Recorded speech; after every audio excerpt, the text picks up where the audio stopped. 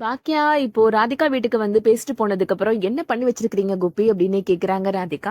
நான் எதுவும் பண்ணலையே அப்படின்னு ஒண்ணும் தெரியாத மாதிரி சொல்றாரு கோபி. அன்னைக்கு பாக்கியாவோட ரெஸ்டாரண்ட்ல ஏதோ பிரச்சனைன்னு கேள்விப்பட்டதும் நீங்க தான் பண்ணிருப்பீங்கன்னு நான் யோசிச்சேன் அப்படின்னு சொல்றாங்க ராதிகா.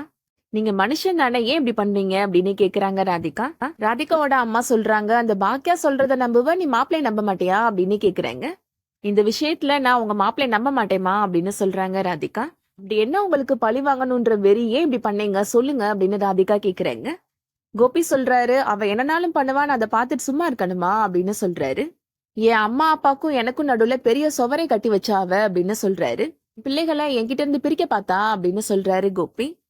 யார் பெத்த பிள்ளைகளை யார் யார்கிட்ட இருந்து பிரிக்க பாக்குறாங்கன்னு உங்களுக்கே தெரியும் அப்படின்னு சொல்றாங்க ராதிகா.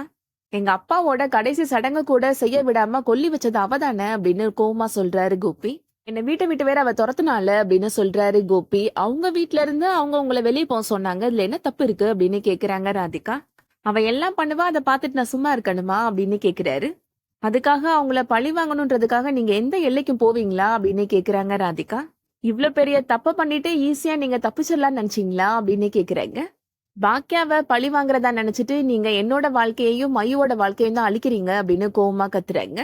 கோபி ராதிகாவை சமாதானப்படுத்த பாக்குறாரு. அவ ஏதோ வந்து பேசிட்டு போறா, பெருசா ஒண்ணும் ஆகல அப்படின்னு சொல்றாரு. அப்படி ஆயிருந்தா என்ன பண்ணிருப்பீங்க அப்படின்னு கேக்குறாங்க ராதிகா.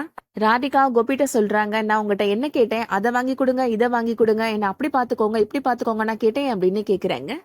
உங்களோட முன்னாள் மனைவிய மறந்துட்டு என் கூட வாழுங்கன்னு தானே சொன்னேன் அப்படின்னு கேக்குறாங்க. எப்ப பார்த்தாலும் அவங்கள பத்தியே நினைச்சிட்டு இருக்கிறீங்க, நானா உங்களுக்கு ஒரு பொருட்டே இல்லையா, நான் உங்களை கல்யாணம் பண்ணி வந்திருக்கவே கூடாதா அப்படின்னு கத்துறாங்க. இனிமே என் முகத்திலேயே முழிக்காதீங்க அப்படின்னு கோச்சிட்டு போயிடுறாங்க ராதிகா. ராதிகா அவங்களோட ஆத்திரத்தை கோபி மேல கொட்டி கோபிய லெஃப்ட் அண்ட் ரைட் வாங்கிட்டாங்க. கோபி இந்த பிரச்சனையில இருந்து எப்படி தப்பிக்க போறாருன்றத வெயிட் பண்ணி பார்க்கலாம். இந்த வீடியோ பிடிச்சிருந்துச்சுன்னா லைக் பண்ணிக்கோங்க. சீரியல் அப்டேட்ஸ்க்கு நம்ம சேனலை சப்ஸ்கிரைப் பண்ணிக்கோங்க. தேங்க்ஸ் ஃபார் வாட்சிங்.